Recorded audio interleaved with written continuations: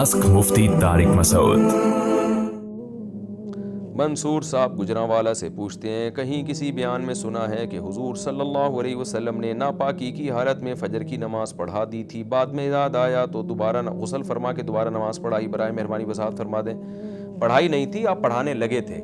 صحیح بخاری کی حدیث ہے کہ آپ صلی اللہ علیہ وسلم نماز پڑھانے کے لیے آئے فجر کی، تو اقامت ہوئی تو آپ نے فرمایا کہ یا ایھا الناس انما انا بشر مثلکم انسا کما تنسون، اے لوگوں میں تمہاری طرح کا انسان ہوں، جیسے تم بھولتے ہو تو میں بھی بھول جاتا ہوں۔ تو بات یہ ہے کہ مجھ پہ غسل فرض ہے، میں غسل کرنا بھول گیا۔